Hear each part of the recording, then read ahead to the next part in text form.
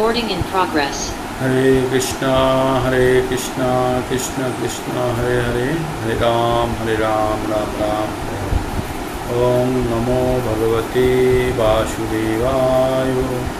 Om Namo Bhagavate Vasudevaya.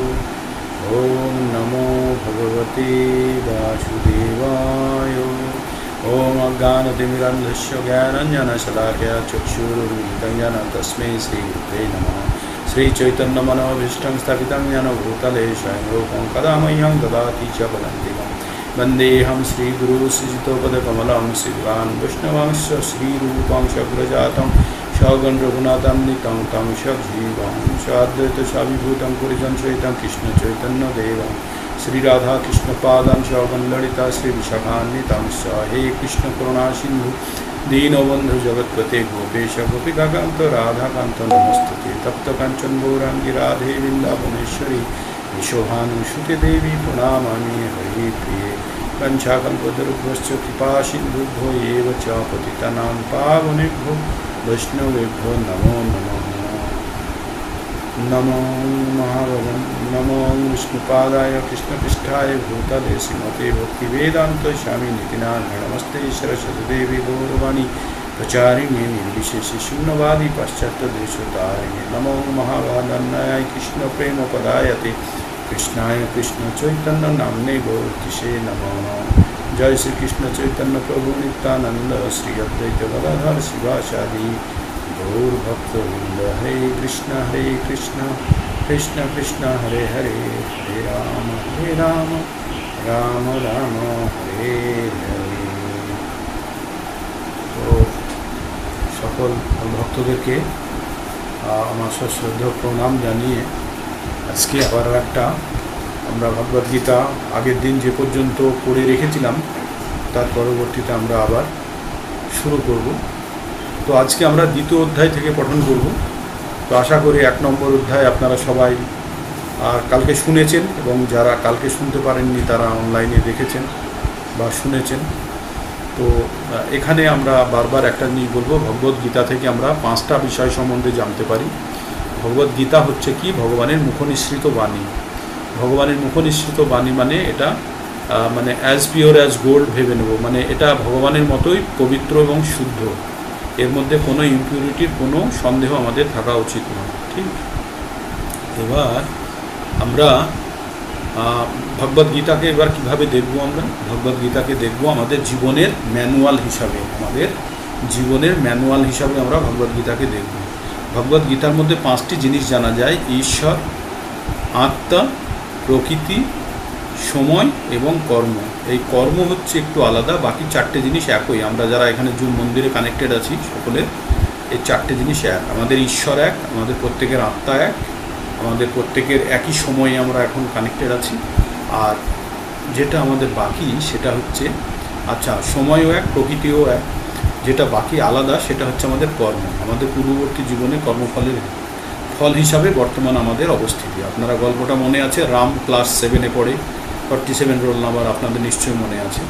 তো এক একজনের এক এক রোল নাম্বার আগের পরীক্ষার ফল হিসাবে। তো আমাদের বর্তমান অবস্থা আমাদের পূর্ববর্তী জীবনের কর্মফলের উপরে নির্ভর করে বর্তমান জীবনের আমাদের অবস্থা, আমাদের বর্তমান জীবন অবস্থা পূর্ববর্তী জীবনের মৃত্যুর সময় যেভাবে আমরা যা স্মরণ করে দেহত্যাগ করেছিলাম সেটাই আমরা বর্তমান জীবন পেয়েছি। এবার আমরা কালকে পটভূমিটা পড়েছি, কি হলো শেষে কালকের একটা ছোট 1 মিনিটের সামারি যদি করি।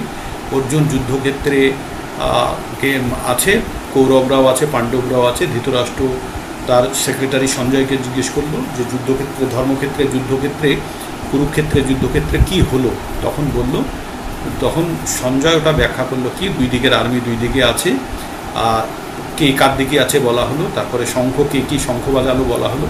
তারপরে অর্জুন বললেন ভগবানকে যে আপনি রথ আমাদের 2টো সেনার মাঝখানে নিয়ে চলুন। 2টো সেনার মাঝখানে রথ নিয়ে যাওয়া হলো। সেখানে রথ নিয়ে যাওয়ার পরে অর্জুন এবার দেখলেন কারা কারা আছেন, যুদ্ধ করতে এসছেন। এবার সকলকে দেখলেন, তার মধ্যে সকল আত্মীয় স্বজন, পুত্র সমতুল্য, পিতৃ সমতুল্য, তারপরে আচার্য মানে হচ্ছে, তারপরে ভীষ্ম পিতামহ, মানে যত সবই আত্মীয় স্বজন সকলকেই দেখলো। দেখে ওর মন খারাপ হয়ে গেল। ওর মনে হচ্ছে এবার যুদ্ধ করাটা, এদেরকে হত্যা করে আমি কি যুদ্ধ করতে আসছি, কাদের জন্য, আমি কার সঙ্গে আমি মারামারি লড়াই করতে এসেছি, এই বলে ওর মন খারাপ হয়ে গেল। 4টে কারণে অর্জুন যুদ্ধ না করার সিদ্ধান্ত নিল। এক হচ্ছে মনের মধ্যে করুণা হলো প্রচণ্ড, এদেরকে হত্যা করে পাপ হবে মনে হলো।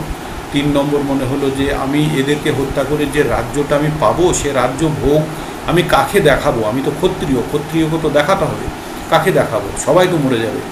আর তারপরে বললো যে সবাই যদি, পুরুষরা মরে গেলে নারীরা বিধবা হয়ে যাবে, আর তখন কি হবে, সমাজ কলুষিত হয়ে যাবে, অবাঞ্ছিত সন্তান উৎপন্ন হবে, আর কি হবে, আর পিতৃআদি মানে ওই তর্পণ এই ধরনের শ্রাদ্ধ কর্ম সব বন্ধ হয়ে যাবে, তাই সবাই নরকে পতিত হয়ে পড়ে থাকবে। তাই অর্জুন বলল আমার গা হাত পা গা কাঁপছে, আমার মুখ শুকিয়ে যাচ্ছে, আমার ভালো লাগছে না, আমি যুদ্ধ করব না। এটা মুখে বলল না, কিন্তু অ্যাকশানে বুঝিয়ে দিল কর্মের মাধ্যমে। তাই অর্জুন কি করলো, তার গান্ডীব পাশে রেখে বিষণ্ণ মনে, মন খারাপ করে বসে থাকলো।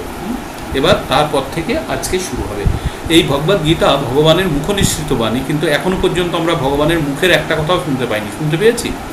ভগবান এখনো কিচ্ছু বলেননি। হ্যাঁ, এবার সঞ্জয় সেকেন্ড ইনিংসটা, মানে এই যে অর্জুন ওই রেখে বসে গেল, তারপরে তো কেউ কথা বলছে না, তাই এবার সঞ্জয় এই ঘটনাটাকে আরও আগে নিয়ে যাচ্ছে, নিয়ে গিয়ে কাকে বোঝাচ্ছে, ধৃতরাষ্ট্রকে বলছে।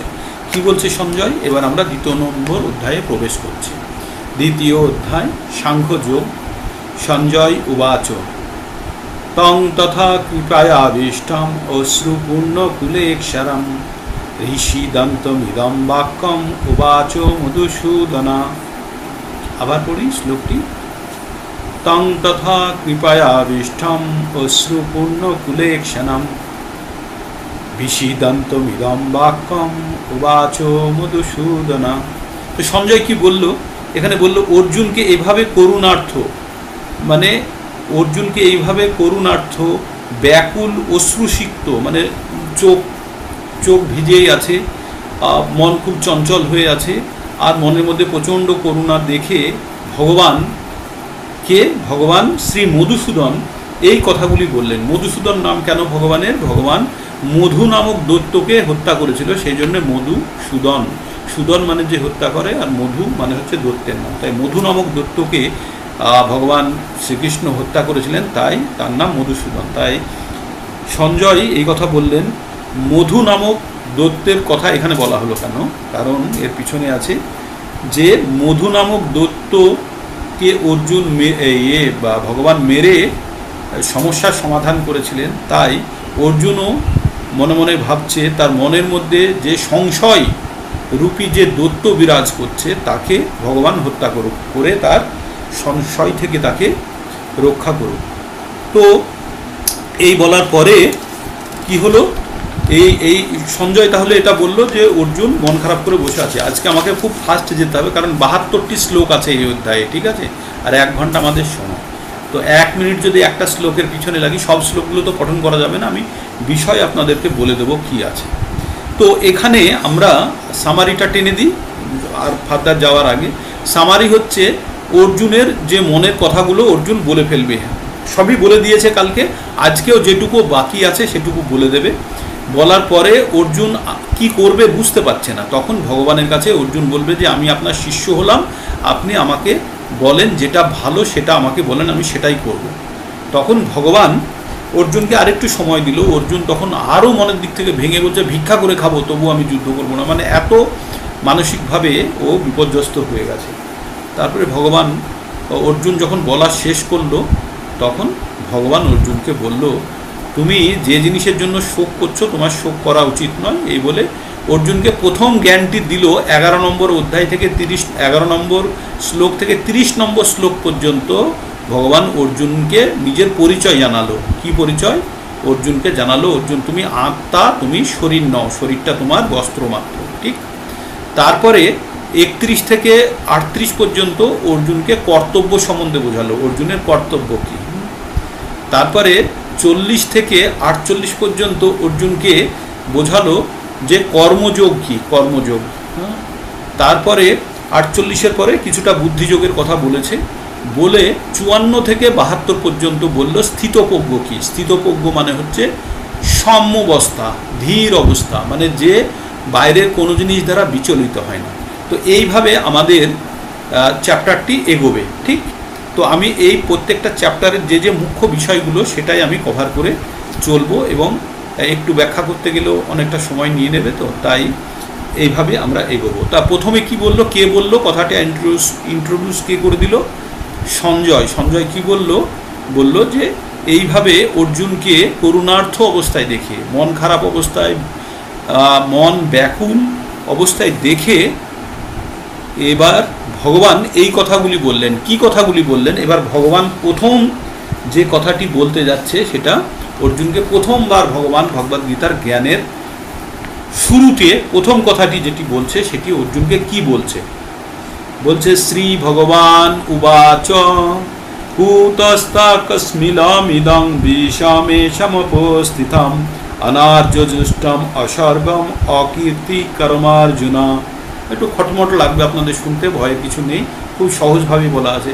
কুতস্তাকস্মিলমিদং বিষমে সমপস্থিতম অনার্যজুষ্টম অসর্গম অকীর্তি কর্মার্জুনা। এখানে কুতস্থা মানে কোথা থেকে।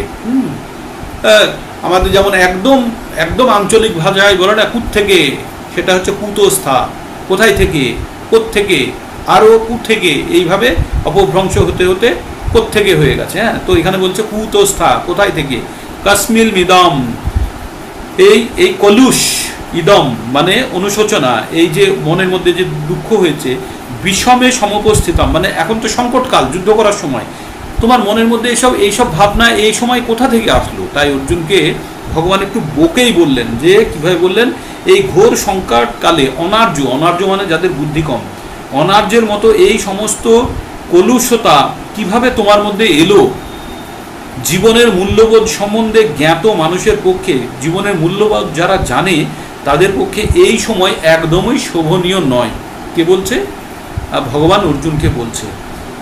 তা তোমাকে কখনো ঊর্ধ্বলোকে উন্নত করবে না। এখানে বললো না অনার্য জুষ্টম অসর্গম অকীর্তি কর্মার্জুনা, তোমাকে ঊর্ধ্বলোকে তো নিয়ে যাবেই না, পক্ষান্তরে তোমার অকীর্তি, অপযশ প্রদান করবে। তো ভগবান অর্জুনকে বলল যে তুমি এখন যেটা ভাবছো আর এই সময়ে, ঘোর সময়ে তুমি যেটা করছো, তাতে তোমার কিছু যশ বাড়বে না, তাতে সবাই তোমাকে খারাপই বলবে, আর তোমার এইরকম করা উচিত নয়। তারপরে ভগবান এবার অর্জুনকে আরেকটু ঠুকে বলছে ক্লৈব্যং মা স্ম গম পার্থ নৈতত্ত্ব উপপদ্যতে ক্ষুদ্রং হৃদয়ং দুর্বল তক্ত উত্যাক্ত উত্তিষ্ঠ পরন্তপ। হে পরন্তপ, অর্জুনকে বলছে হে পরন্তপ, এই হানিকর ক্লিব্য মানে নপুংসকের মতো তুমি আচরণ করো না। হে পরন্তপ, হৃদয়ের এই যে দুর্বলতা, তোমার মধ্যে যে দুর্বলতা এসছে, এটাকে দূর করে তুমি উঠে দাঁড়াও। মানে ও তো বসে গেছিল, তাই এই দুর্বলতা পরিত্যাগ করে উঠে দাঁড়াও। তার মানে অর্জুনকে এনকারেজ করার চেষ্টা করছে ভগবান। হ্যাঁ, এবার অর্জুন নিজে কি বলছে? কথম ভীষ্মমহং সাংখ্যে দ্রোণং চ মধুসূদনা ঈশ্বরীপতি যৎস্যামি পূজার্হ বারিসূদনা। তো ভগবান কি বললেন, অর্জুন বললেন হে মধুসূদন। আবার সেই মধুসূদন ভাবেই ডেকেছে, কারণ তার মনের কষ্টগুলো দূর করাতে হবে।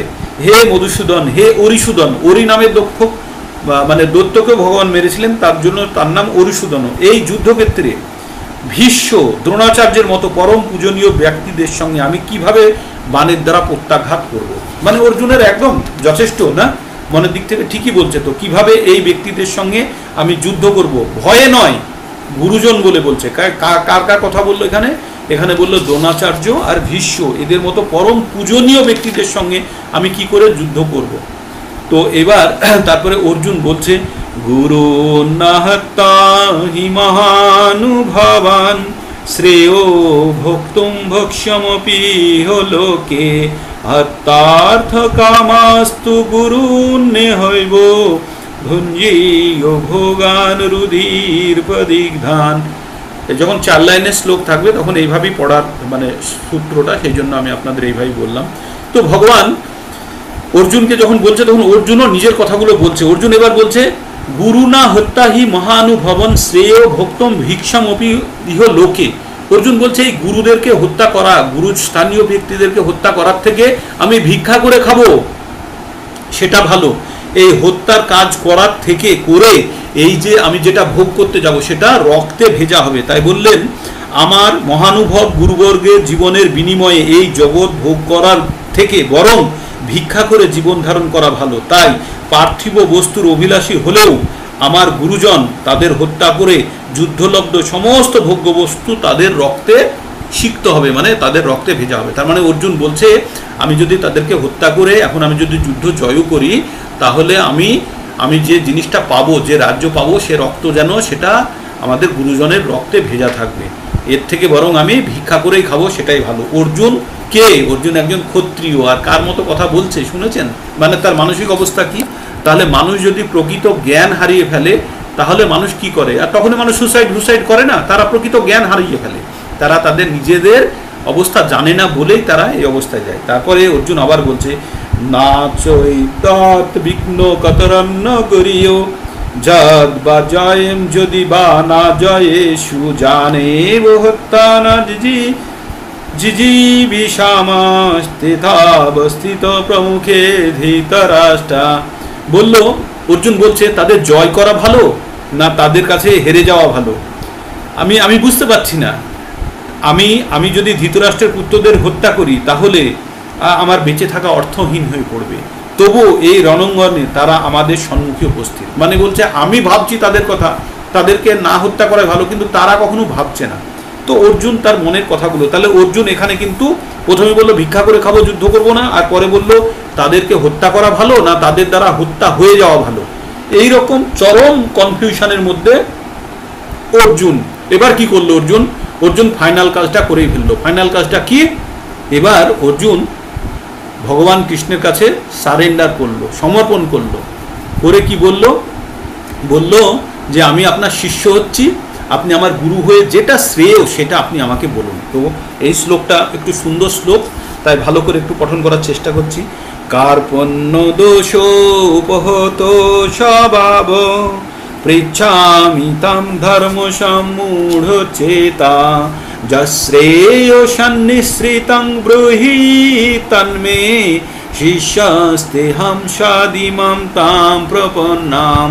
তো অর্জুন কি বলল? অর্জুন বলল কার্পণ্য দোষ, আমি কৃপণ হয়ে পড়েছি। আচ্ছা কৃপণ কাকে বলে জানেন?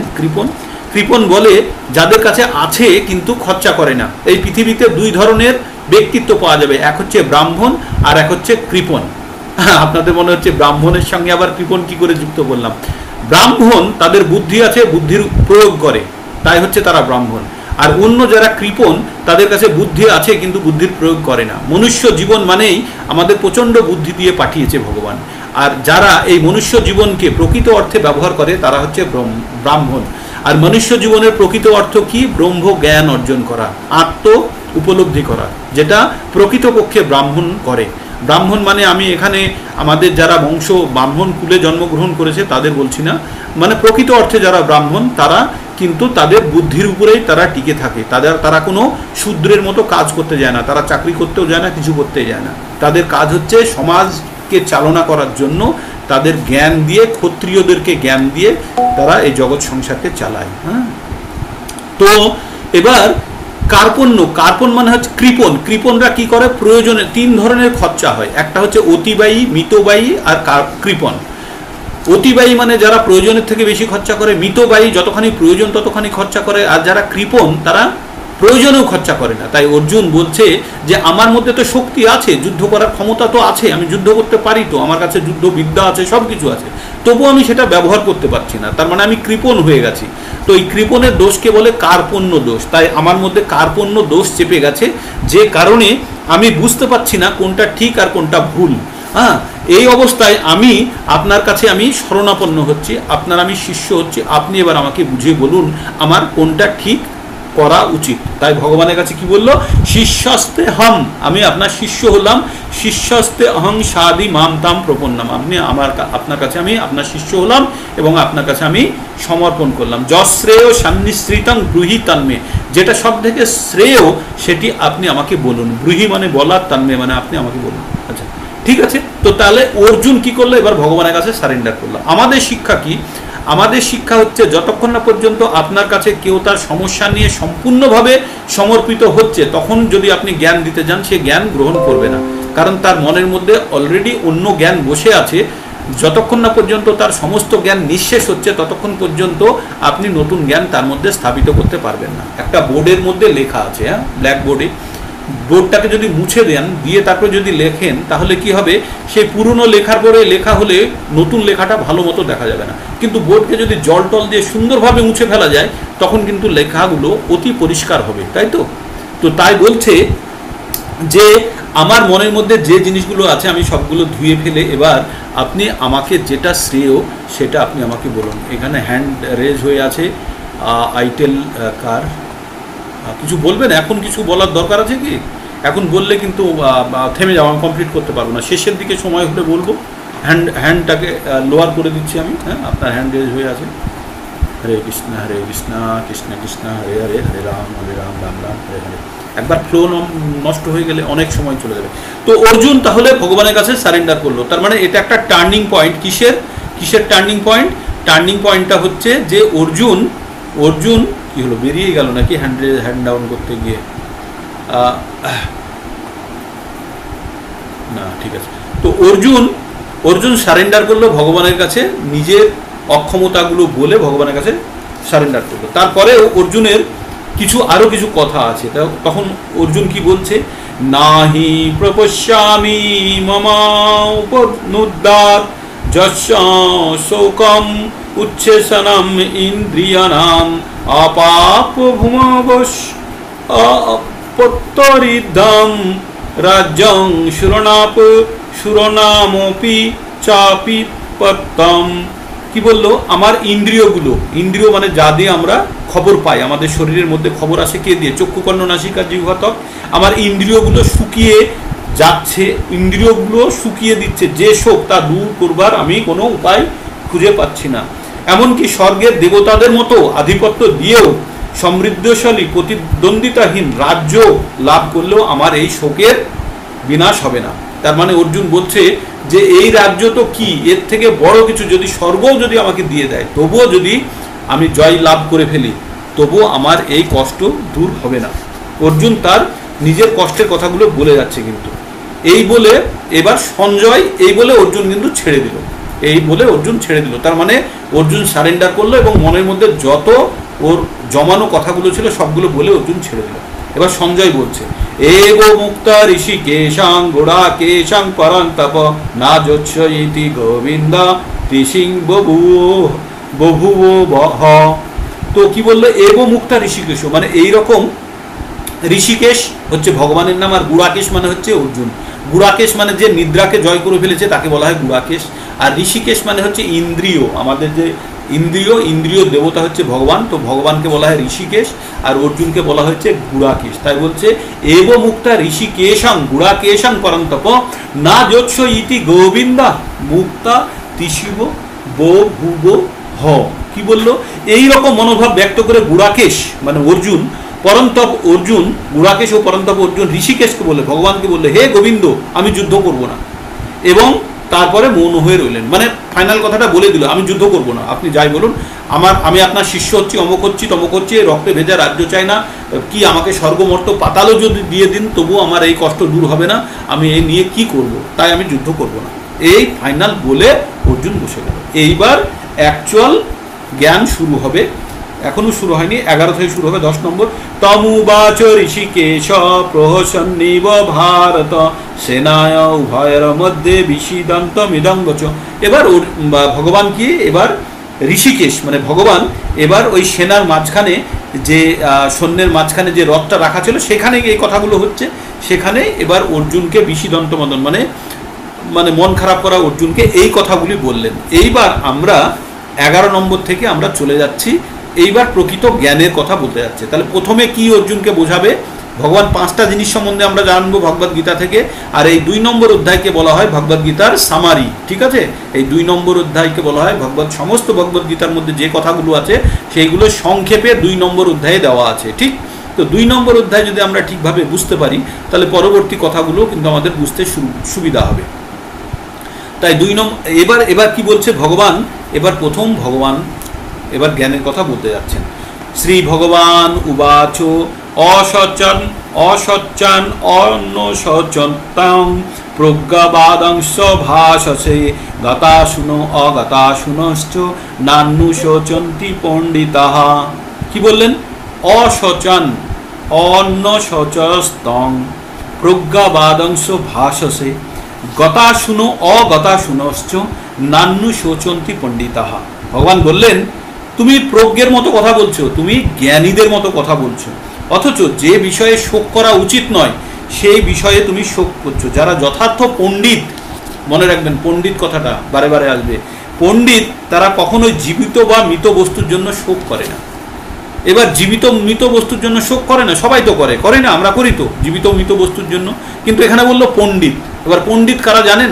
যারা পণ্ডিত, যারা একটা শ্লোক আছে আমাদের পরবর্তীতে আমরা জানবো, সেখানে পণ্ডিত যারা তারা বলছে তারা সকলকে সমানভাবে দেখে। কাদেরকে? উচ্চকোটির ব্রাহ্মণ, নিম্নকোটির চণ্ডাল, গরু, হাতি, কুকুর সবাইকে একই দেখে। কে? পণ্ডিত। তা কি করে হয়? এরা সবাই কি করে এক হয়? তাদেরকে এক দেখে কারণ তাদেরকে আত্মা রূপে দেখে বলে, প্রত্যেকে দেখে আত্মা হিসাবে। তার মানে 1 কেজি সোনা আপনার পলিথিন প্যাকেটে আছে, একটা কাগজে মোড়া আছে, একটা পিট্টু ব্যাগে আছে, একটা সুটকেসে আছে। কোন সোনাটার দাম বেশি? প্রত্যেকটা সোনাই এক। তো যখন আত্মা, আমাদের শরীরের মধ্যে সব থেকে মূল্যবান জিনিসটা হচ্ছে আত্মা, তাই যখন আমরা প্রত্যেককে আত্মা হিসাবে দেখব তখন সমান দেখব। তাই এখানে বলল পণ্ডিতাহা, এখানে কি বলল? নান্নু শৌচন্তি পণ্ডিতাহা, যে মৃত বস্তু আর জীবিত বস্তুর জন্য পণ্ডিতরা কখনো মন খারাপ করে না। এখানে গভীর তত্ত্বের কথা বলেছে, একটু আপনাদের বলেই দিই আমি। এখানে বলেছে আমরা কার মৃত্যুটা কার দেখি? অ্যাকচুয়ালি মৃত্যুটা দেখি শরীরের, আত্মার কখনো মৃত্যু হয় না, পরবর্তীতে সেইগুলো বলবে। তাই ভগবান প্রথমেই একটা টাচ দিয়ে রাখলেন কি, যে পণ্ডিত সে কি করে? বিদ্যা বিনয়ে সম্পন্নে ব্রাহ্মণে গভীহস্তিনী সুনিচৈব সপাকে চ পণ্ডিতাহা সহ দর্শিনাম, মানে পণ্ডিত সকলকে সমানভাবে দেখেন। কাদেরকে? আমি বললাম গরু, হাতি, কুকুর, চণ্ডাল এবং উচ্চকোটির ব্রাহ্মণ সকলকে সমানভাবে দেখেন, কারণ প্রত্যেকের মধ্যে আত্মা দেখেন। আত্মার বাইরের পোশাকটা দেখেন না। বাইরের পোশাক হচ্ছে পলিথিনে মোড়া সোনা, না কাগজে মোড়া সোনা, না পিট্টু ব্যাগে রাখা সোনা, না সুটকেসে রাখা সোনা। 1 কেজি সোনার দাম 1 কেজি সোনাই, বাকিগুলো ওর কাছে মানে কোনো ভ্যালু রাখে না। না পিট্টু ব্যাগ ভ্যালু রাখে, না একটা সুটকেস ভ্যালু রাখে, না একটা পলিথিনের কাগজ, না খবরের কাগজ, কোনোটারই দাম নেই 1 কেজি সোনার সামনে, তাই না? তো তেমনই আমাদের আত্মার সামনে আমাদের এই শরীরের কোনো দাম নেই। আত্মা এত মূল্যবান যে এই শরীরের দাম কিছু নেই। তাই এই পরবর্তীতে আমরা সেই জিনিসটা বলবো। তাই ভগবান অর্জুনকে প্রথমেই একটা ধাক্কা দিয়ে দিল, বলল যারা পণ্ডিত তারা এই মৃত বা জীবিত বস্তুর জন্য তারা শোক করে না। এবার মৃত আর জীবিত বললো কেন? কারণ অর্জুন বলছে তাদেরকে যদি মেরে ফেলে তারা তো মৃত হয়ে যাবে, তো তাদের জন্য তো অর্জুনের শোক হবে। এখন বর্তমানে যেটা হচ্ছে, ভেবে হচ্ছে মেরে ফেললে তো আরো শোক হবে। তাই ভগবান বললো অর্জুন তুমি পণ্ডিত হওয়ার চেষ্টা করো, তুমি পণ্ডিতের মতো কথা বলো। তুমি এখন বলছিলে প্রথমে তো তুমি বিজ্ঞর মতো কথা বলছো, কিন্তু তুমি জানো না কি বলতে হবে না। কিন্তু এখন অর্জুন, যারা বুদ্ধিমান ব্যক্তি, যারা পণ্ডিত, তারা মৃত বা জীবিত বস্তুর জন্য শোক করে না। মৃত্যু কার হয়? শরীরের হয়, আত্মার কখনো মৃত্যু হয় না, সেটা আমরা পরবর্তীতে জানব। এইবার পরের শ্লোকে বলছে ভগবান, বলছে নাত্তবাহং জাতু নাশং নাত্ত নেমে জনাধিপা না চৈব না ভবিষ্যাম সর্বে বয়মতঃ পরম। ভগবান বললেন যে অর্জুন, এমন কোনো সময় ছিল না যখন তুমি ছিলে না, আমি ছিলাম না, রাজারা ছিল না। আর এমন কোনো সময় আসবে না যখন তুমি থাকবে না, আমি থাকবো না, বা রাজারা থাকবে না। এবার ভাবুন কি কথা বলছে। বর্তমানে দাঁড়িয়ে অর্জুনকে বলছে যে এমন সময় ছিল না যখন তুমি ছিলে না, আমি ছিলাম না, রাজারা ছিল না। আবার ভবিষ্যতেও এমন সময় আসবে না যখন ওরা থাকবে না। তার মানে কি বলতে চাইছে? যে আমরা চিরকাল থাকবো? এক্স্যাক্টলি এই কথাটাই বলছে হে অর্জুন, আমরা আমাদের পরিচয় জানার চেষ্টা করো। প্রথমে তোমার পরিচয় জানার চেষ্টা করো। আমরা আগেও ছিলাম, বর্তমানেও আছি, ভবিষ্যতেও থাকবো। তাহলে থাকবে না কি? আমাদের শুধু শরীরটা। তাই শরীরের থেকে তুমি নিজেকে পৃথকভাবে ভাবার চেষ্টা করো। তাই বললেন নাত্তবাহং জাতু নাশং নাত্ত নামে জনাধিপা না চৈব না ভবিষ্যাম সর্বে বয়মতরং। এমন কোনো সময় ছিল না যখন আমরা আমার, তোমার আর এই রাজাদের অস্তিত্ব ছিল না, ভবিষ্যতেও কখনো আমরা অস্তিত্বহীন হব না। তার মানে আমাদের অস্তিত্ব কি এখনো আত্মার কথা বলেনি, কিন্তু ভগবান আভাস দিয়ে বলে দিলেন। তারপরে ভগবান, এই শ্লোকটি অত্যন্ত গুরুত্বপূর্ণ, এটিও আপনারা মুখস্থ করার চেষ্টা করবেন। 7 নম্বরের পরে 13 নম্বর মুখস্থ করার জন্য, দেহিনস্মিন যথা দেহে কৌমারং যৌবনং জরা তথা দেহান্তরা প্রাপ্তি ধীরস্তত্ত্ব নামুইহতি। ভগবান কি বললেন? ভগবান বললেন দেহিনস্মিন যথা দেহে, এই দেহের মধ্যে একজন আছে যে এই শরীরের পুরো পরিবর্তনটা দেখে। কি পরিবর্তন?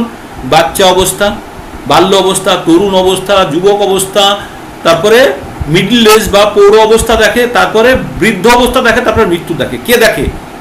এই শরীরের মধ্যেই পরিবর্তনগুলো হচ্ছে। আমরা ওই যে 1 বছর 2 বছরে যে বাচ্চাটা ছিলাম, আজকে কি সেই শরীরটা আছে? না, পুরো পরিবর্তন হয়ে গেছে।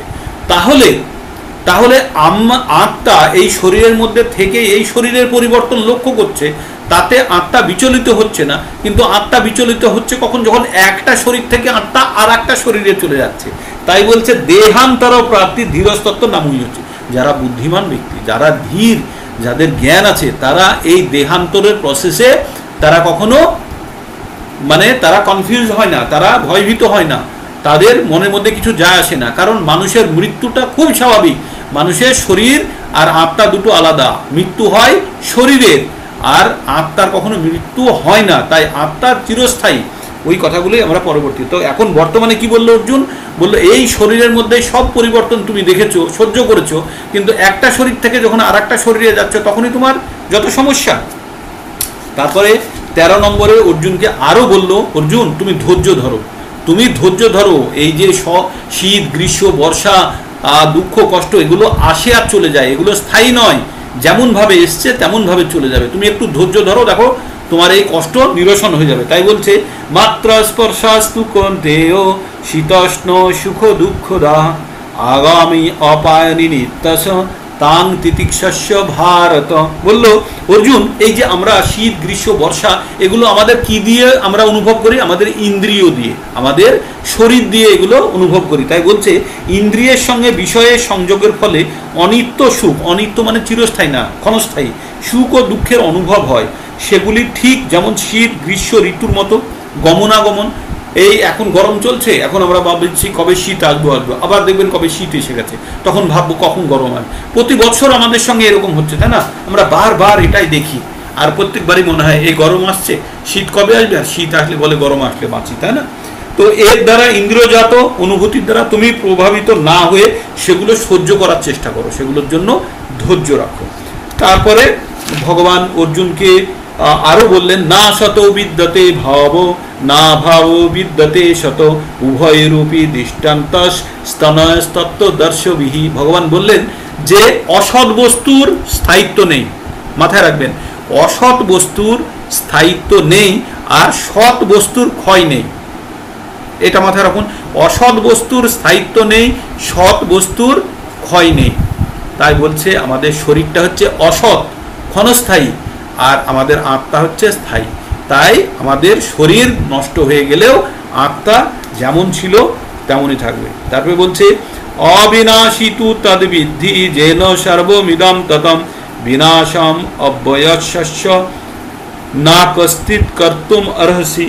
তো ভগবান বললেন যা আমাদের দেহে পরিব্যাপ্ত রয়েছে, কে? আত্মা আমাদের শরীরের মধ্যে থাকলে, চেতনা আমাদের শরীরের মধ্যে পরিব্যাপ্ত অবস্থায় থাকে, তাকে তুমি অবিনাশী বলে জানবে। সেই অব্যয় আত্মাকে কেউ কখনো বিনাশ করতে পারে না। তো আমাদের এই যে আত্মার সাইজ কত বড় জানেন? আমাদের মাথার, আমার তো মাথায় নেই, চুলের ডগার 10,000 ভাগের 1 ভাগ হচ্ছে আত্মার সাইজ। আর ওইটা শরীরের মধ্যে যখন থাকে শরীর জীবন্ত থাকে, আর যদি আত্মা না থাকে তাহলে শরীরের কোনো দাম নেই। এই যে 80 কেজির, 50 কেজি, 60 কেজি শরীরের মধ্যে আত্মা, যেটা আত্মার কোনো ওজনই নেই, মানে পরমাণুর ওজনের মতো, আর সে থাকে বলেই শরীরটা জীবিত থাকে। আর যখন আত্মা শরীরে থাকে, আত্মা শরীরে থাকলে 6 ধরনের পরিবর্তন লক্ষ্য করা যায়। এক হচ্ছে জন্মর পর, তারপরে হচ্ছে বৃদ্ধি, বাড়ে, তারপরে স্থিত অবস্থায় থাকে, তারপরে প্রজনন বা সন্তান উৎপাদন করে, তারপরে ক্ষয় হয়, তারপরে বিনাশ হয়। এই 6টি স্টেজের মধ্যে দিয়ে যায় যখন একটা শরীরে আত্মা থাকে, মানে একটা জীবন্ত বস্তু, তাকে বলবো যার মধ্যে এই 6টি পরিবর্তন লক্ষ্য করা যায়। ঠিক তারপরে ভগবান অর্জুনকে বলছেন অন্তবন্ত ইমে দেহ নিত্য শোক্তা শরীর না অনাশীন অপরিমেয়স্য তস্মাৎ যুদ্ধস্য ভারত।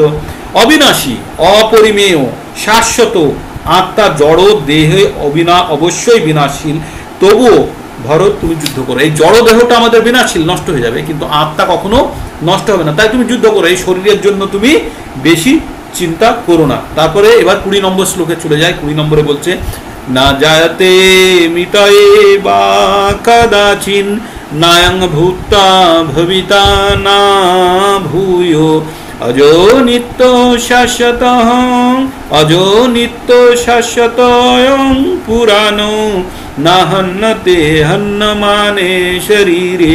বললেন ভগবান কি বললেন, না জায়তে মিতয়ে বা কদাচিন, না এটা কখনো জন্ম হয় না কখনো মৃত্যু হয়। কার? আত্মার। নায়ং ভূতা ভবিতা না ভূয়, না অতীতে হচ্ছে না বর্তমানে হচ্ছে না ভবিষ্যতে হবে। আত্মা কখনো জন্মগ্রহণ করে না, আত্মা কখনো মৃত্যু হয় না। অজ নিত্য, এটা অজ মানে এর কোনো জন্ম নেই। অজ নিত্য, এটা অনেক দিন ধরে আছে। শাশ্বত অহং পুরানো, এটা শাশ্বত, এটা স্থায়ী। আর পুরানো, পুরানো কারণ আমরা জানছি অনেক দিন আগে থেকে আছে, কবে থেকে আছে জানি না, সেজন্য পুরনো।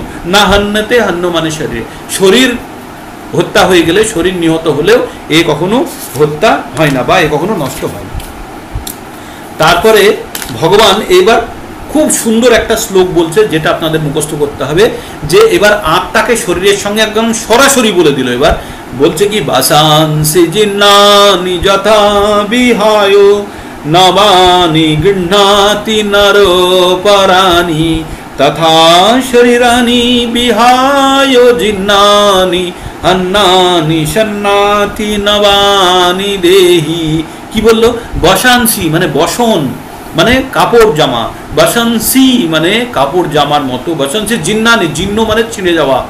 হ্যাঁ, তো বলছে বসাংসি জিন্নানি যথা বিহায়, বিহায় মানে ত্যাগ করা।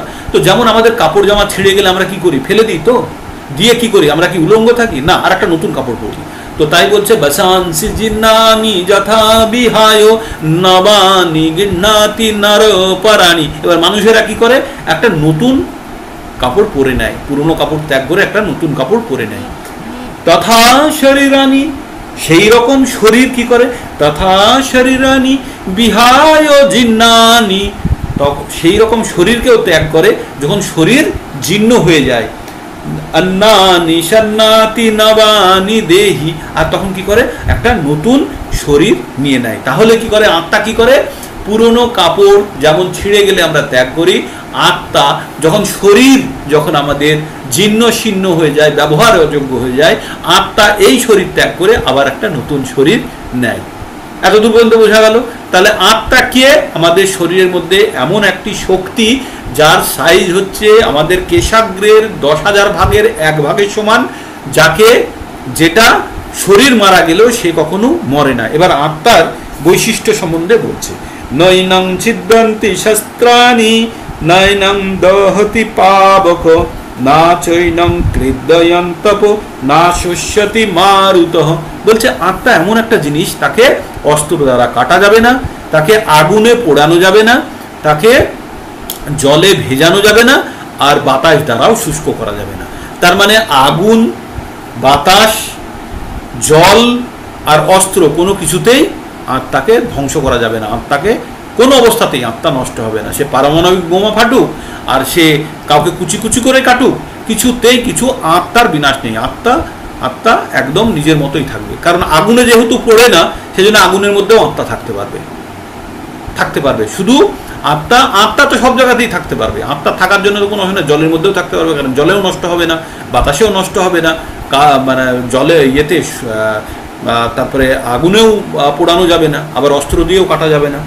তো তারপরে বললো অচ্ছেদ্য অহম অদাহ্য অহম অক্লেদ্য অহম শস্য এবচ নিত্য সর্বগত স্থানুর অচল অহম সনাতন। বললেন এই আত্মা অচ্ছেদ্য, অদাহ্য, অক্লেদ্য, ক্লেদ্য মানে ভেজানো, অশস্য মানে শুকানো। আত্মা চিরস্থায়ী, সর্বব্যাপ্ত, পরিবর্তন অপরিবর্তনীয়, অচল এবং সনাতন। সনাতন মানে ইটার্নাল, যেটা কখনো চিরদিন ধরে আছে এবং চলবে, তাকে বলছে সনাতন।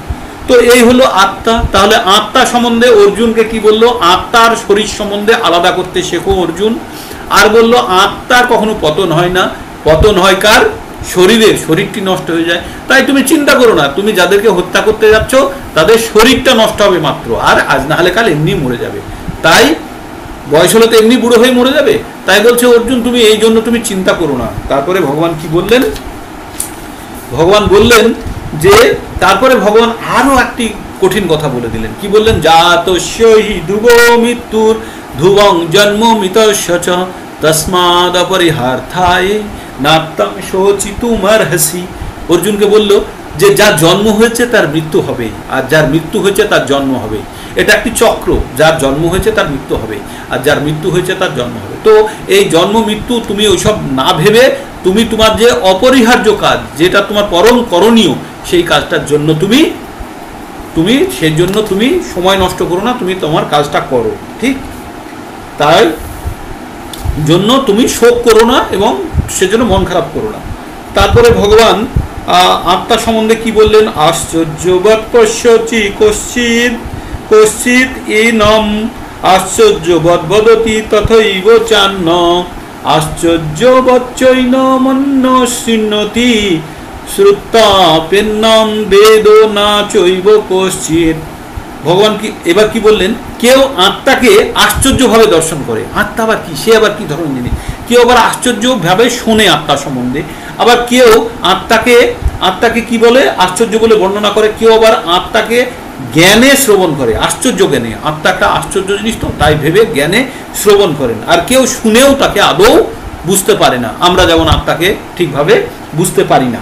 তো তাই এটা হলো আত্মার সংজ্ঞা। তাহলে এতক্ষণ পর্যন্ত আমরা আত্মার সংজ্ঞা পেলাম। ফাইনাল কথাটি ভগবান বললেন, দেহি নিত্যম বোধ অবদ্ধহয়ম দেহে সর্বস্ব ভারত তস্মাৎ সর্বাণি ভূতানি নাত্তং শোচিতুমর্হসি। হে অর্জুন, এই দেহের মধ্যে আত্মা কখনো অবদ্ধ, একে বধ করা যায় না। দেহ নষ্ট হয়ে যায় কিন্তু আত্মা কখনো বধ করা যায় না। তাই তস্মাৎ সর্বাণি ভূতানি নাত্তম, মানে কোনো জিনিসের মধ্যেই, কোনো জীবিত বস্তুর মধ্যে আমরা যতই চেষ্টা করি আত্মাকে আমরা হত্যা করতে পারবো না, শুধু তার জড় শরীরটার হত্যা হতে পারে। তাই তুমি এর জন্য তুমি শোকাকুল বা শোকাগ্রস্ত হয়েও না, তোমার শোক করা উচিত নয়। ঠিক এই হলো আত্মার জ্ঞান। আপনারা জেনে গেলেন তাহলে আত্মা কি? আত্মা চুলের ডগার 10,000 ভাগের 1 ভাগের সমান। আত্মাকে জল দ্বারা, আগুন দ্বারা, অস্ত্র দ্বারা শোকানো, ভেজানো, কাটা, কিছুই পোড়ানো, কিছুই করা যায় না। তাহলে আমরা কে? তাহলে আমাদের প্রকৃত পরিচয় হচ্ছে আমরা সকলে আত্মা, আর আমাদের এই শরীরটা হচ্ছে বস্ত্র।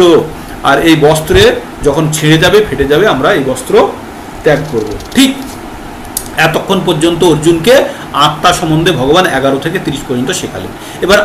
এবার অর্জুনকে ভগবান বলছেন, একটু আমি স্পিডে যাব, না হলে আর সময় কুলোতে পারবো না, অর্ধেকটা হয়নি এখনো। এবার অর্জুনকে ভগবান বলছেন যে, অর্জুন তুমি প্রথমে তো আত্মা সম্বন্ধে জ্ঞান নিলে, এবার তোমার কর্তব্য সম্বন্ধে তুমি জানো। এখানে আমরা কি কি জানবো? আমরা আত্মা সম্বন্ধে জানলাম, এবার জানবো কর্তব্য। অর্জুনকে বলছে, অর্জুন তুমি ক্ষত্রিয়, তুমি ক্ষত্রিয়ের কাজ করো। ক্ষত্রিয়ের কাজ কি? যুদ্ধ করা। কার জন্য? তার দেশের জন্য। আর কার জন্য?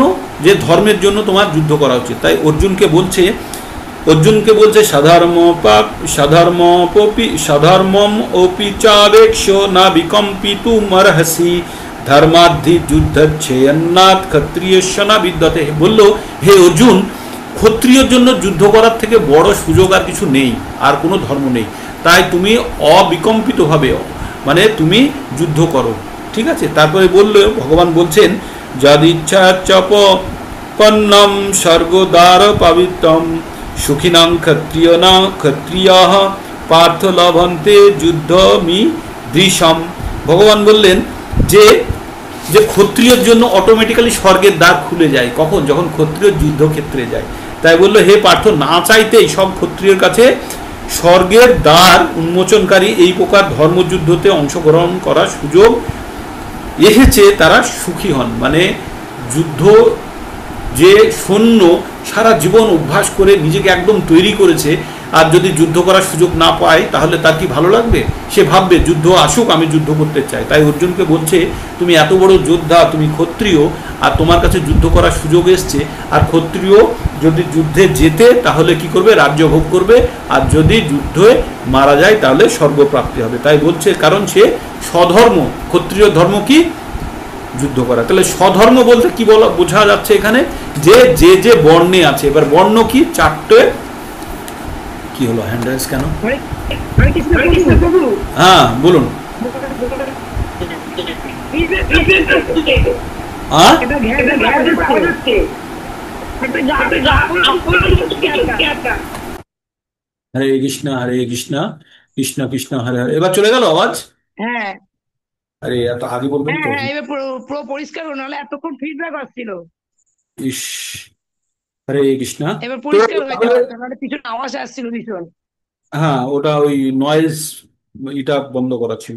তো এবার অর্জুনকে অর্জুনকে হ্যাঁ তোমার স্বধর্ম বুঝে নাও। এবার অর্জুনের স্বধর্ম কি, অর্জুন ক্ষত্রিয়, ক্ষত্রিয়ের জন্য কি, যদি যুদ্ধ করে তাহলে তার জন্য স্বর্গের দ্বার অটোমেটিক্যালি খুলে যায়। তারপরে অর্জুনকে বললো যে তুমি যদি যুদ্ধ না করো তাহলে তোমার চিরকাল এই কথা কি লেখা থাকবে ইতিহাসের খাতায়, যে অর্জুন যুদ্ধে ভয়ে পালিয়ে এসছে, তাই তোমার সকলে তোমার বদনাম করবে। হ্যাঁ, তোমায় তোমার বদনাম করবে।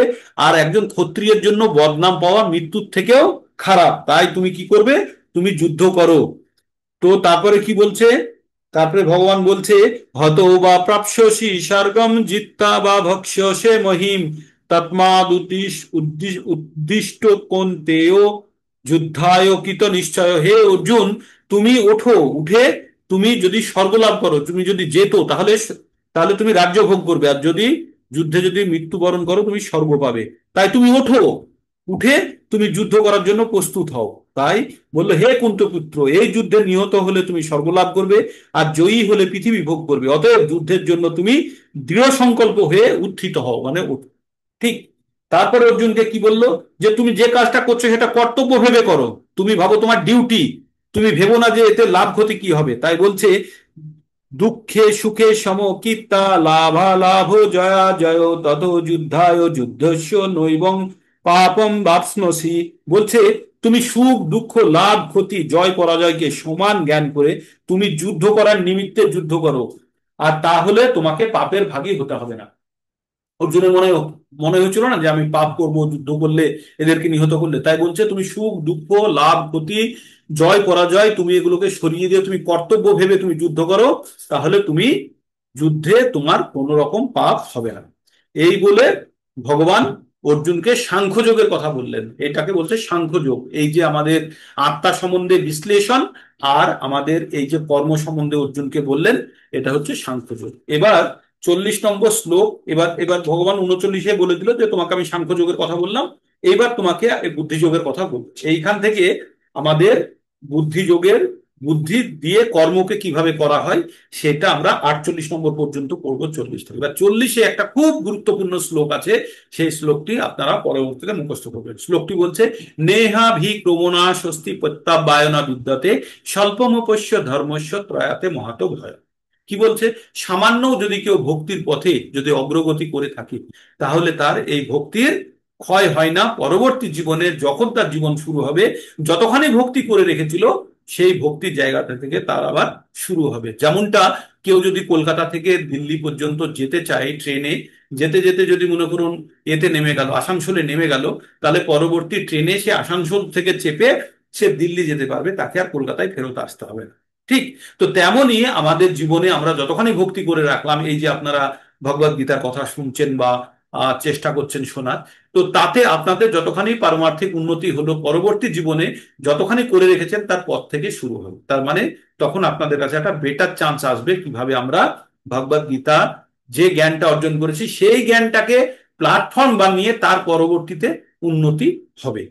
ঠিক আছে, তাই এই ভক্তিযোগের অনুশীলন কখনো ব্যর্থ যায় না, কোনো ক্ষয় নেই। তাই স্বল্প অনুষ্ঠান ত্রয়াতে মহাতো ভয়াত। মহান ভয় কি আমাদের, আমাদের মহান ভয় হচ্ছে মৃত্যু ভয়, তাই না? আমরা সবাই মৃত্যুকে ভয়। তাই বলছে এই যে ভক্তির পথে যারা অগ্রগতি করে রেখেছে তারা মৃত্যুর ভয় থেকে তারা নিজেদেরকে বাঁচিয়ে ফেলে। কারণ তাদের কি মৃত্যু হবে না? হবে। কিন্তু তারা জানে, তাদের কাছে জ্ঞান এসে গেছে যে মৃত্যু কি আসলে। মৃত্যু হচ্ছে শরীরের আত্মার তো কখনো মৃত্যু হয় না, তাহলে আমাদের ভয়ের কিছু নেই। শুধু আমরা আত্মাটা, শরীরটা পরিবর্তন করবে। তো এই জ্ঞান যখন হয়ে যাবে তখন আর কোনো ভয় থাকবে না। আবার তাই বলছে ত্রয়াতে মহাতো ভয়াত, মহান ভয় থেকে বাঁচিয়ে দেয়। তারপরে 41 নম্বরে এবার আর একটা গুরুত্বপূর্ণ শ্লোকের কথা বলছে। বলছে ব্যবসায়াত্মিকা বুদ্ধি হি একহ কুরু নন্দন, বহু শাখা অনন্তশ্চ বুদ্ধয় অব্যবসায়ী নাম। বলছে আমরা যখন কোনো কাজ করব তখন এক চিত্ত ভাবে একটা পয়েন্টের দিকে দৃষ্টি রেখে এই কাজটা করা উচিত। এক সময়ে আমরা যদি হাজার দিকে আমাদের মনকে যদি তৈরি করে ফেলি তাহলে কিন্তু কোনো কাজই ঠিক মতো হবে না। তার উদাহরণ দিয়ে বলি, একটা নারকেল গাছ আছে মনে করুন, নারকেল গাছের গোড়াতে যদি 1000 কেজি ওজন বেঁধে দিন, ও ওজনটা নিয়ে নেবে। মাঝখানে বেঁধে দিন, নিয়ে নেবে। আবার ওই যেখানে পাতা শুরু হচ্ছে সেখানে বেঁধে দিলেও 1000 কেজি ওজন নিয়ে নেবে। কিন্তু একটা আম গাছে গোড়াতে 1000 কেজি বেঁধে দিন, নিয়ে নেবে। মাঝখানে বেঁধে দিন, নিয়ে নেবে। কিন্তু একটা সরু ডালে বেঁধে দিলে ডালটি ভেঙে যাবে, কারণ সেই ডালটি হাজার দিকে বিভক্ত হয়ে গেছে। যখন আমাদের চিন্তা ভাবনা হাজার দিকে বিভক্ত হয়ে থাকে তখন আমরা কিন্তু কোনো কাজ ঠিক মতো করতে পারি না। তাই বলছে ব্যবসায় আত্মিকা, আত্মার ব্যবসা কি? আত্মার ব্যবসা হচ্ছে ভগবানের চিন্তন করা। তাই আমরা ভগবানের চিন্তন যদি করতে চাই তাহলে আমাদের বুদ্ধিকে একনিষ্ঠ করতে হবে, একটা পয়েন্টে আনতে হবে। তাই বলছে ব্যবসায়াত্মিকা বুদ্ধি একহ কুরুনন্দন, হে কুরুনন্দন ব্যবসায়াত্মিকা, তোমার যে আত্মার বুদ্ধিটাকে একদিকে স্থির করো। বহু শাখা হনন্তস্য, যদি হাজার দিকে শাখা বেরিয়ে থাকে, বুদ্ধই অব্যবসায় নাম, সে বুদ্ধি কখনো প্রকৃত কাজ করতে পারে না। তো এটা খুব গুরুত্বপূর্ণ, মাথায় রাখবেন। তারপরে বলছে বেদ পড়লে কি হয়, বেদের মধ্যে যে সুন্দর সুন্দর কথাগুলো আছে সেই কথাগুলো পাঠ করে, বেদ পাঠ করে স্বর্গলাভ করা যায়। তাই বেদের বাক্যগুলোতে এখানে বলছে বিবেক বর্জিত মানুষেরাই বেদের পুষ্পিত বাক্যে স্বর্গ সুখ, উচ্চ কুল, ক্ষমতা লাভ ইত্যাদি সকর্মকে জীবনের চরম উদ্দেশ্য বলে মনে করে। আর ইন্দ্রিয় সুখ ভোগ ও ঐশ্বর্যের প্রতি আকৃষ্ট হয়ে তারা তারা বলে থাকে তার ঊর্ধ্বে কিছু নেই। আসলে আমরা জড়জাগতিক সুখ যেগুলো আমরা ভোগ করি সেগুলো বেদে বর্ণিত আছে। সেই সমস্ত কর্মকাণ্ড করলে কিন্তু আমরা সেই সমস্ত সুখ ভোগ করতে পারি। উচ্চ কুলে জন্ম, উচ্চ শিক্ষা লাভ, সুন্দর দেখতে, ধনী পরিবার, সবকিছু, উচ্চ ক্ষমতা, সবকিছু সম্ভব বেদে বর্ণিত আছে। তো এই সব এই কর্মকাণ্ড করে এই ইন্দ্রিয় সুখের জন্য কাজ করায় যারা, তাদের হচ্ছে বিবেক বর্জিত, তারা কম বুদ্ধি সম্পন্ন লোক। তাহলে বেশি বুদ্ধি সম্পন্ন লোকেরা কি করে? করে এই জন্ম মৃত্যুর চক্র থেকে বেরোনোর চেষ্টা করে, যেটা আপনারা এখন শুনছেন, এটা তার একটা অন্তর্গত অংশ। তাই বলছে, বলছে যারা ভোগ ঐশ্বর্যের মধ্যে থাকে তারা কখনো ভগবানকে পেতে পারে না। তাই বলছে ভোগ ঐশ্বর্য উপসক্ত নাম তয়া অপহিত চেতসাম ব্যবসায়াত্মিকা বুদ্ধয় সমাধো না বিধয়তে। যারা অনেক ভোগ আর ঐশ্বর্যের মধ্যে আছে না, তারা কখনো ভগবানের শরণাপন্ন হতে চায় না। যাদের চিত্ত জড় সুখ ভোগ ও ঐশ্বর্যের প্রতি একান্ত ভাবে আসক্ত, সেই সমস্ত বিবেক বর্জিত বিমূঢ় ব্যক্তিরা ভগবানের ভক্তি যুক্ত সেবায় একনিষ্ঠতা লাভ করতে পারে না।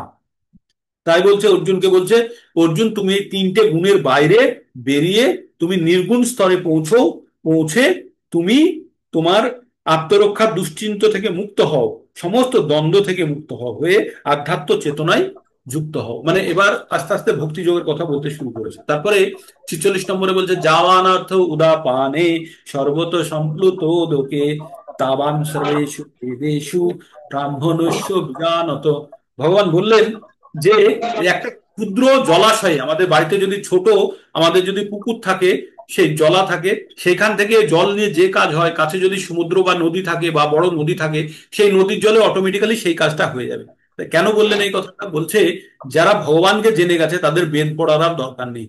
তারা বেদ পড়ে কি জানা যায়? বেদ পড়ে ভগবানকে জানা যায়। ভগবান একটি শ্লোকে বলছে বেদেশ বেদেশ সর্বে অহমেব বেদ্য, মানে বেদ পড়ে শুধু আমাকেই জানা যায়। তাহলে ভগবানকেই যদি কেউ জানা যায় তাহলে তো সে তার বেদ পড়ে নেওয়ার সমান। তাই বলছে বেদের কর্মকাণ্ডের প্রতি আকৃষ্ট না হয়ে তুমি আমার প্রতি ধীরে ধীরে দৃষ্টি ঘোরাও। ঠিক আছে? তো তারপরে ক্ষুদ্র জলাশয়ে যে সমস্ত কার্য সাধিত হয় সেটি বৃহৎ জলাশয় থেকে অটোমেটিক্যালি সাধিত হয়। তার মানে আপনার কাছে যদি একটা 1000 টাকা থাকে, তার মধ্যে অটোমেটিক্যালি 500, মানে 2 টাকা 5 টাকা অটোমেটিক্যালি তার মধ্যে আছে। তাই বলছে ভগবানকে জানলে, ভগবানকে জানার সঙ্গে সঙ্গে বেদ অটোমেটিক্যালি আপনার জ্ঞানের মধ্যে চলে আসবে। তারপরে আমাদের সেই ভগবদ গীতার শ্লোক, যেটা সব সময় শুনে শুনে আপনাদের কান পেকে গেছে, কর্মেণ্য বাধিকার আসতে মা ফলেষু কদাচন মা কর্ম ফল হেতুর বহু মাতে সঙ্গস্ত কর্মাণি। কি বলছে এখানে? চারটে ভাগ আছে। বলছে কর্মেণ্য বা অধিকার আসতে, মানে কাজ করার আপনার অধিকার আছে। মা ফলেষু কদাচন, মানে আপনি ফলের আশা করবেন না কখনো, বা আপনার ফলের অধিকার নেই। মা ফলেষু কদাচন, মা মানে না, মা ফলেষু কদাচন। মা কর্মফল হেতুর মুহু, এমন না হয় যে কর্মফলের প্রতি আশা করে আপনি কাজ করছেন। তারপরে মাতে সঙ্গস্ত কর্মাণি, আবার এমনও যেন না হয় যেহেতু আমি ফলের দিকে আশা নাই, তাই যেন আমার কর্মের প্রতি যেন অনীহাও না আসে। তাহলে প্রথমে কি হলো? কর্ম করার অধিকার আছে, ফলের দিকে নেই, ফলের প্রতি আশা করার নেই। আর 3 নম্বর হলো কর্মের ফল আমার দ্বারাই আসবে সেই কথা ভেবে কাজ করাটা, সেটাও সেটা সেটা থেকেও নিজেকে সরাতে হবে। আর 4 নম্বর হচ্ছে যে কাজ করার যেন স্পৃহা নষ্ট না হয়ে যায়, এই শ্লোকের অর্থ। তারপরে যোগ সম্বন্ধে বলছে, যোগস্থ কুরু কর্মাণি সঙ্গম ত্যক্তা ধনঞ্জয়া সিদ্ধ সিদ্ধ সমভূতা সমত্তম যোগ উচ্যতে। তাহলে যোগ কি বলছে? যোগ কাকে বলছে?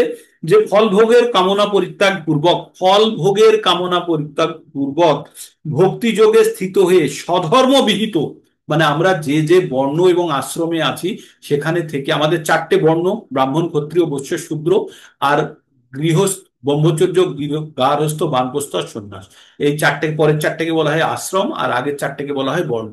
এবার বর্ণটা কিভাবে তৈরি করেছে ভগবান তাও বলেছে, যে জন্মগত ভাবে নয়, এটা হচ্ছে গুণগত ভাবে। চাতুর্বর্ণং মায়া সিস্টেম গুণাকর্ম বিভাগ এসব, ভগবান বলেছে যে আমি 4টে বর্ণ তৈরি করেছি। কি কি? ব্রাহ্মণ ক্ষত্রিয় বৈশ্য শূদ্র, কিন্তু আমি তৈরি করেছি এটা গুণ এবং কর্মের ভিত্তিতে, হ্যাঁ, জন্মগত ভাবে মোটেই নয়। তো এই 4টে বর্ণ আর আশ্রমের উপর নির্ভর করে আমার যেটা কর্তব্য, সেই কর্তব্য আমাদের করতে হবে, তার ফলের প্রতি আমাদেরকে আসক্তি না রেখে, তবে আমরা ভক্তি যোগের দিকে যেতে পারবো। এই পর্যন্ত গেল। এরপরে আমাদের শুরু হয়ে যাবে যে স্থিতপ্রজ্ঞ, মানে লাস্ট স্টেজে চলে এসেছি আমরা এই 2 নম্বর অধ্যায়ের স্থিতপ্রজ্ঞ। কিন্তু এই অংশটি অনেক বড়। স্থিতপ্রজ্ঞ কাকে বলে? যাদের মস্তিষ্ক একদম স্থির হয়ে গেছে, যারা একদম নিজেকে সমস্ত বাহ্যিক জড়জাগতিক, মানে মানে যুক্তির সঙ্গে জড়জাগতিক অ্যাক্টিভিটির থেকে বিচ্ছিন্ন করে নিয়েছে। সন্ন্যাস নয়, কিন্তু তাদের ইন্দ্রিয়গুলোকে এত সুন্দরভাবে কন্ট্রোল করেছে যে আমরা বিচলিত হই কখন? যখন কোনো জিনিস বাইরে থেকে এসে আমাদের ইন্দ্রিয় সমূহকে বিচলিত করে। আমাদের ইন্দ্রিয়গুলো কি কি? চক্ষু, কর্ণ, নাসিকা, জিহ্বা, ত্বক। এর কাছে যখন কোনো, আমাদের কানের কাছে কোনো শব্দ আসলো, চোখের সামনে কোনো সিন আসলো, কোনো ভালো গন্ধ আসলো, এগুলো, বা কেউ আমাকে স্পর্শ দিল, এইগুলো আমাদের কি হয়? এইগুলো আমাদের ইন্দ্রিয়কে আমাদের জাগিয়ে তোলে, আমরা তাতে উত্তেজিত হই, আর তখন আমরা বিচলিত হয়ে পড়ি। তা যারা সাধুসন্ত হয়ে যায়, যারা স্থিতপ্রজ্ঞ, যারা ধীর, তারা কিন্তু এই ইন্দ্রিয় দ্বারা বিচলিত হয় না। তাই এবার স্থিতপ্রজ্ঞ সম্বন্ধে অর্জুন এবার ভগবানকে জানতে চেয়েছে। বলছে, ভগবানকে এবার অর্জুন জিজ্ঞেস করছে, স্থিতপ্রজ্ঞস্য কা ভাষা সমাধিধস্য কেশব স্থিতধি কিম প্রবাসেত কিমাসিত ব্রজেত কিম। তো অর্জুন জিজ্ঞেস করলেন, হে কেশব, স্থিতপ্রজ্ঞ কি? স্থিতপ্রজ্ঞ, অথবা যাকে বাংলায় বলা হয় অচলা বুদ্ধি, মানে যার বুদ্ধি একদম স্থিত হয়ে গেছে, তাদের লক্ষণ কি? তারা কিভাবে কথা বলেন, তারা কিভাবে অবস্থান করেন, আর তারা কিভাবেই বা বিচরণ করেন? এই কথাগুলি অর্জুন জিজ্ঞেস করলো কাকে? ভগবানকে। তো ভগবান এবার উত্তর দিচ্ছেন। শ্রী ভগবান উবাচ উপজাহাতি যদা কামান সর্বান পার্থ মনোগতান আত্মন্নে আত্মনা তুষ্ট স্থিত প্রজ্ঞ তদচ্যুতে। তো বলছে, যারা পার্থ, যারা মানসিক জল্পনা কল্পনা থেকে উদ্ভূত কামনা ত্যাগ করে মনে মনে পবিত্র আত্মাতে পরিতৃপ্ত লাভ করে, যারা নিজের থেকে নিজের মধ্যেই সন্তুষ্ট থাকে, বাইরের জগতের কোনো জিনিস তাদেরকে খোঁচা দিয়ে সন্তুষ্ট করে না, নিজের আত্মাতে, আত্মার মধ্যেই সন্তুষ্ট থাকে, আর বাইরের কোনো জিনিস দ্বারা সে বিচলিত হয় না, সেই অবস্থাটাকে বলছে স্থিতপ্রজ্ঞর একটি, মানে অনেকগুলো কন্ডিশন দিয়েছে, তার মধ্যে একটি কন্ডিশন। তারপরে বলছে, দুঃখে শুনা উদ্বিগ্ন মোনা সুখে শুনা বিগত স্পৃহা বিতরাগ ভয়ক্রোধ স্থিতধি মুনির উচ্চতে। বলছে ত্রিতাপ, ত্রিতাপ কি? আদি ভৌতিক, আধ্যাত্মিক আর আদি দৈবিক। এই 3টে কারণে আমরা, এই 3টেকে ত্রিতাপ বলা হয়। দুর্গার হাতে যে শুল, সেই শুল দিয়ে আমাদের সবসময় খোঁচাচ্ছে 3টে, আদি আত্মিক, আদি ভৌতিক আর আদি দৈবিক। এই 3 ধরনের কষ্ট আমাদের মানব জীবনের সঙ্গে জুড়ে আছে, জন্ম মৃত্যু জরা ব্যাধি ছাড়া। ঠিক তো টোটাল আমাদের 7টা প্রবলেম কি, জন্ম, মৃত্যু, জরা, ব্যাধি, আদি ভৌতিক, আদি আত্মিক আর আদি দৈবিক। তো আত্মিক কি, আমার নিজের শরীর সম্বন্ধে, মন এবং শরীর সম্বন্ধে। আদি ভৌতিক কি, পাড়ার লোকেজন আমাকে এসে মার দিল, কুকুরে কামড়ে দিল, কে আমার গাড়ির কাঁচ ভেঙে দিল, এগুলো হচ্ছে আদি ভৌতিক। আর আদি দৈবিক কি, যে অতিবৃষ্টি হয়ে গেল, প্রচন্ড ঝড় হলো, ভূমিকম্প হয়ে গেল, দৈবিক ঘটনাগুলো। তো এই সমস্যার মধ্যে দিয়ে আমাদের সব সময় যেতে হবে। তো এই 7টি সমস্যা আমাদের জীবনে থাকবে। এই 7টি সমস্যা থেকে বেরোনোর রাস্তা কি, এই জন্ম মৃত্যু চক্র, এই শরীরই ধারণ না করা। তো যদি আমরা শরীর ধারণ না করি তাহলে থাকবো কোথায়? ওইখানে তো বলেছে বাসাংসি জিন্নানি যথা বিহায় নবানি গণ্যতি নরপরাণী, একটা নতুন শরীর তো ধারণ করতে হবে। তো আমরা তো এমনি থাকতে পারবো না উলঙ্গ অবস্থায়, মানে আত্মাতেও তো একটা শরীর চাই। তো সেই শরীরটা হবে স্পিরিচুয়াল বডি, আধ্যাত্মিক শরীর, ঠিক। তো ভগবান কি বললেন, যে বললে দুঃখে শোনা উদ্বিগ্ন মনা, সুখে শোনা বিগত স্পৃহ, বিতরাগ ভয় প্রেদ স্থিতদি মুনি উচ্চতে। কি বলছে, যার তিতাব দুঃখ উপস্থিত হলেও যার মন উদ্বিগ্ন হয় না, সুখ উপস্থিত হলেও যার স্পৃহা হয় না, মানে খুব উত্তেজিত খুশিও হয় না, যিনি আসক্তি ভয় ক্রোধ থেকে মুক্ত, তিনি স্থিতদি অর্থাৎ স্থিতপ্রজ্ঞ, ঠিক। এটা গেল 2 নম্বর। তারপরে আরো সুন্দর একটা উদাহরণ দিয়েছে, যদা সংহরতে চাহং কুর্ম অঙ্গানিব সর্বস্ব ইন্দ্রিয়ানি ইন্দ্রস্থেব্য তস্য প্রজ্ঞা প্রতিষ্ঠিত। যেমন কচ্ছপ, ওর একটা শক্ত খোলস আছে না কচ্ছপ, যখন ও ভয় পায় তখন কি করে, ও শরীরের বিভিন্ন অংশগুলো খোলসের মধ্যে টেনে নেয়। তেমনই বলছে যারা স্থিতপ্রজ্ঞ, তারা যখন কোনো অ্যাডভার্স সিচুয়েশন আসে তখন তাদের ইন্দ্রিয়গুলোকে নিজের মধ্যে টেনে নেয়, যাতে বাইরের কোনো অবস্থা তাকে বিচলিত করতে না পারে। টেনে নেওয়ার পরিবর্তে সেগুলোকে কন্ট্রোল করে নেয়। তার তো টেনে নেওয়ার ব্যবস্থা নেই, কিন্তু সেগুলোকে সে এমন ভাবে কন্ট্রোল করে নেয় যাতে বাইরের কোনো অবস্থায় তাকে বিচলিত করতে না পারে। আচ্ছা, বুঝে গেল।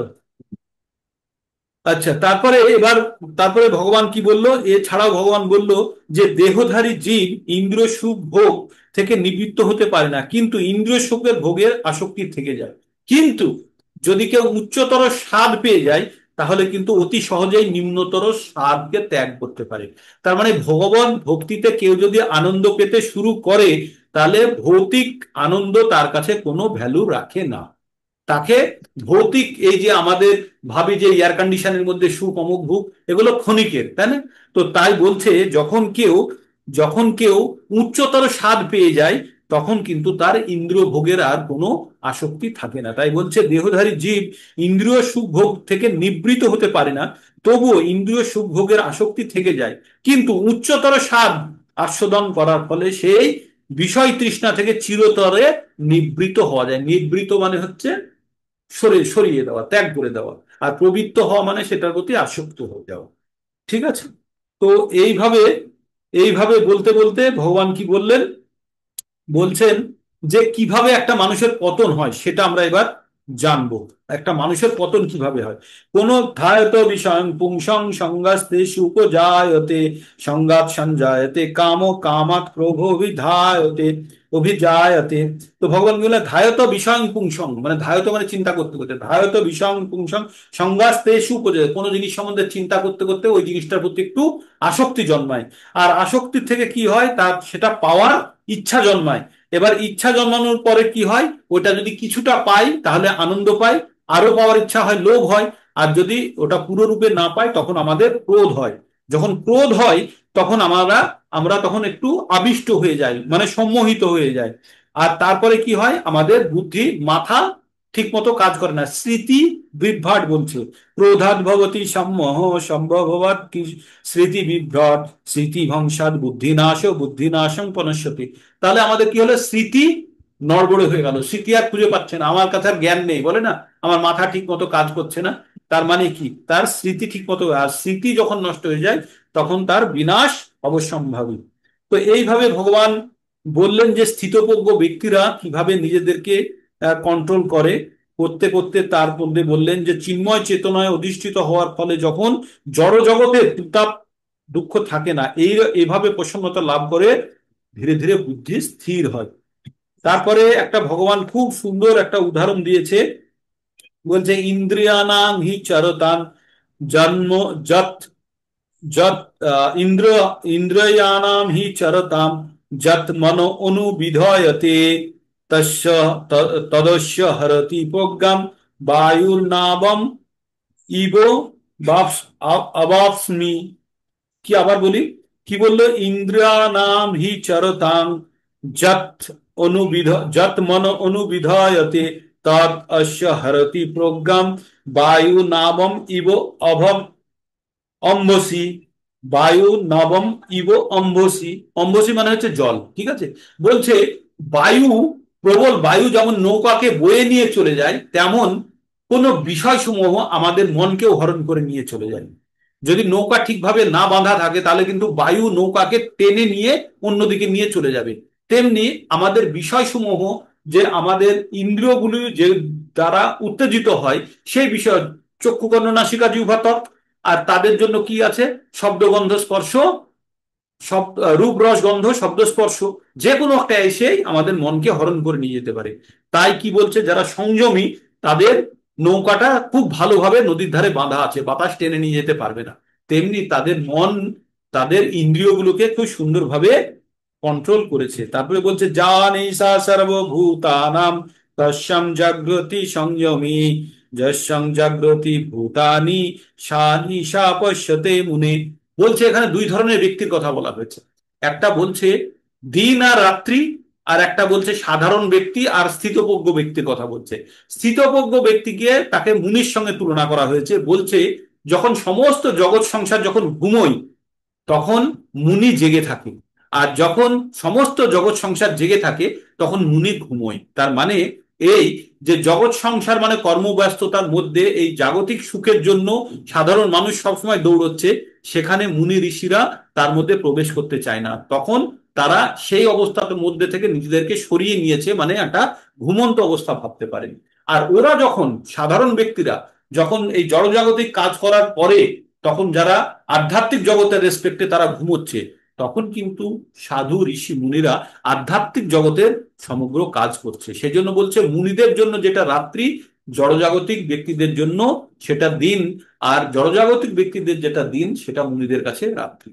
কারণ জড়জাগতিক কার্যকলাপে মুনিরা বা স্থিতপ্রজ্ঞ ব্যক্তিরা যুক্ত হয় না। তাই বলছে সা নিশা সর্বভূতানাম তস্যাং, মানে তখন জাগ্রতি সংযমী, যারা সংযমী তারা তখন জাগে। যস্যাং জাগ্রতি ভূতানি, যখন সারা জগৎ জাগে, সা নিশা পশ্যতে মুনে, মুনিরা তাকে রাত্রি হিসাবে দেখে। ঠিক আছে, এবার 70 নম্বর শ্লোকটা পড়বো। 70 নম্বর শ্লোকটা হচ্ছে খুব সুন্দর। আবুর্জমানং অচলাম প্রতিষ্ঠান সমুদ্রম অপো প্রবিশ্যন্তি যদ্দৎ তদ্দৎ কামা প্রবিশ্যন্তি সর্বে শান্তিমপ্নতি না কামা কামি। কি বলছে, বলছে একটা নদী, সম্পূর্ণ জলে ভর্তি নদী সমুদ্রের মধ্যে প্রবল বেগে প্রবেশ করে যখন, সমুদ্রের কিন্তু কোনো পরিবর্তন হয় না, সমুদ্র স্থির হয়ে তার মধ্যে নদীর জল সমস্ত নিয়ে যায়, আর নদী কিন্তু সেখানে শান্ত হয়ে যায় না। তেমনি বিষয়সমূহ ভোগ করার ইচ্ছা প্রচন্ড বেগে কারোর মধ্যে এসে প্রবেশ করার চেষ্টা করছে, আর সে যদি স্থিতপ্রজ্ঞ ব্যক্তি হয় তাকে কোনো অবস্থাতেই বিচলিত করতে পারে না।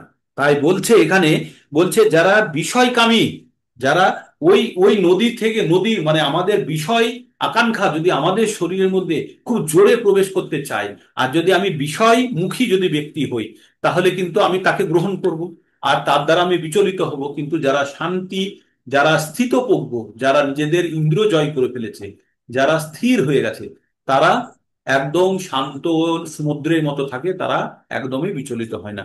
যেমন নদী প্রবেশ করে গেলেও সমুদ্র কোন রকম বিচলিত হয় না, তেমন বিষয়সমূহ যদি তার মধ্যে প্রবেশ করে তারা একদম শান্তিপ্রাপ্ত হয়ে থাকে, তারা কোনোভাবেই বিচলিত হয় না। এবার 71 নম্বর শ্লোক।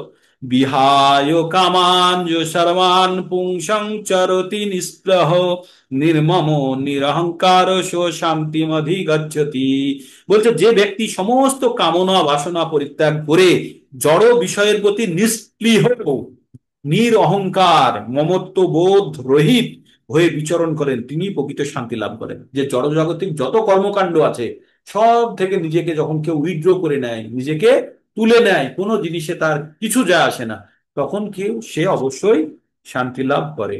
এবার এইটাকে বলছে ব্রহ্মস্থিতি। এইরকম উইথড্র করে নেওয়াকে বলছে ব্রহ্মস্থিতি। আর এরকম স্থিতি যে পেয়ে যায়, সে কোথায় প্রবেশ করে, সে ভগবানের ধামে প্রবেশ করে। তাই বলছে এষা ব্রাহ্মী স্থিতি পার্থ নয়নাং প্রাপ্য বিমোচতি স্থিতা সামন্ত কালে অপি ব্রহ্ম নির্বাণ মৃচ্ছতি।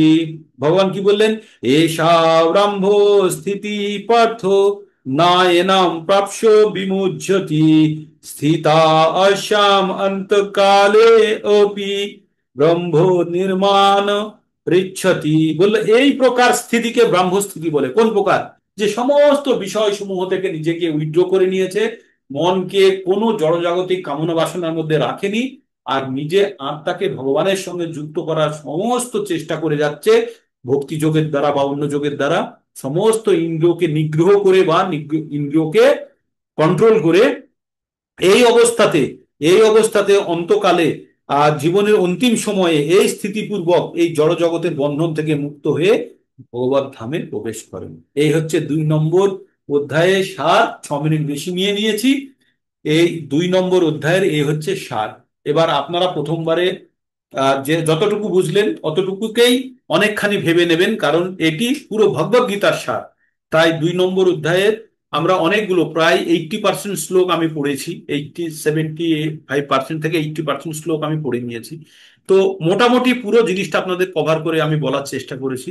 তো নির্যাস এই 4টে ভাগে ভাগ করেছে। প্রথমে অর্জুন সারেন্ডার করলো ভগবানের কাছে, আত্মসমর্পণ করলো, বলল আপনার আমি শিষ্য হলাম। তারপরে ভগবানের কাছে অর্জুন কি বলল? অর্জুন তার নিজের যত কষ্টের কথা আছে সব বলে শেষে বলল যে আমি আপনার শিষ্য হলাম, আপনি আমাকে বুঝিয়ে বলুন কোনটা ভালো। তারপরে কি করলো?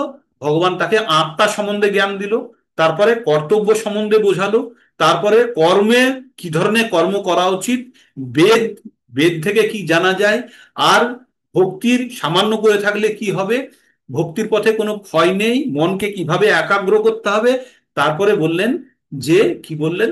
যে ভগবান স্থিতপ্রজ্ঞ অবস্থা কি, তখন বললেন যে কুর্ম যেমন কচ্ছপ যেমন নিজের শরীরকে ঢুকিয়ে নেয়, সুখ দুঃখ কোনো কিছুতে যা আসে না, কোনো জিনিস বাহ্যিক কোনো জিনিস ভাবনা চিন্তার মধ্যে থাকে না, মনকে শক্তভাবে ইন্দ্রিয়গুলোকে নিগ্রহ করে রেখেছে, যাতে নদীতে নৌকা বাঁধা থাকলে যেমন প্রবল বায়ু বেগে নিয়ে টেনে নিয়ে চলে যায়, না বাঁধা থাকলে তেমন হতে দেয় না, সে বেঁধে রাখে নিজের ইন্দ্রিয় সমূহকে নিজের কন্ট্রোলে।